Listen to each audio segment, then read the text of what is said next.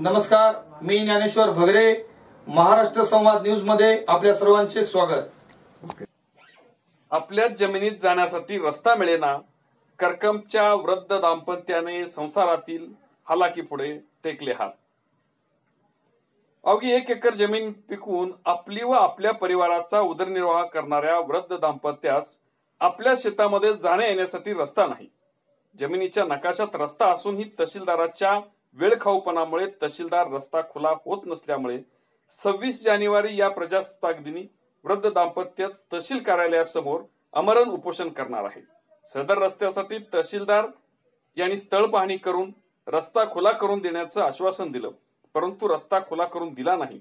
रस्ता नसल्याने शेतामध्ये पीक घेता येत नाही आणि ऊसही लावता येत नाही। या परिस्थितीत लक्ष्मण गायकवाड यांच्यावर न्यायासाठी उपोषणाची वेळ आली आहे।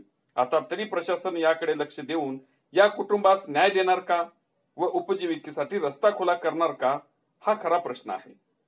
संभाजी गायकवाड आणि रानाला याला वाट नाही, कशाला काय आणायचं म्हणलं गाडी रस्ता नाही, बैल आणायची म्हणलं येत नाही, ती ट्रॅक्टर येत नाही।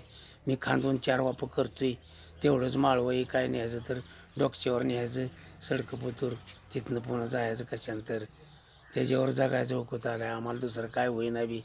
आणि 15 तारखेपत्र करतो म्हणली काम तुमचं वाट, ती बी काय 15 तारखेपर वाट बघितली, काय ती काम व्हायला दिसेना। कोण करतो म्हणलं? तहसीलदार म्हणले येऊन पाहणी केली, त्यांनी बघितलं सगळं, बघून गेली। त्यांनी तुमची वाट करून देतो म्हणली, वाट आहे म्हणली, कागदात असा उल्लेख केला। 15 तारखेपत्र इशारा दिला, आम्ही म्हणलं आतमध्ये ऑफिशियनाला धरणार आहे।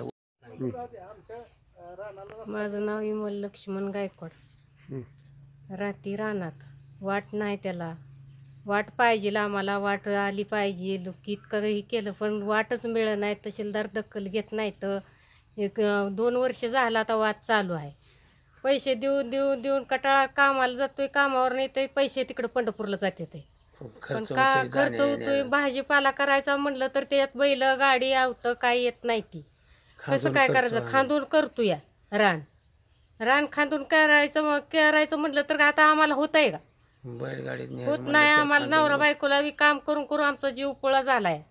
जमीन आम्ही, माझं नाव विजय लक्ष्मण गायकवाड, मी नेमतवाडी रोडला घर आहे माझं, आणि माझं शेतात घर आहे, आणि रस्ता नेमतवाडी रोड लगत आहे। तरी तहसीलदारने स्थळ पाहणी केली, आणि स्थळ पाहणीत त्यांनी नमूद केलं सगळं रस्ता आहे की नाही।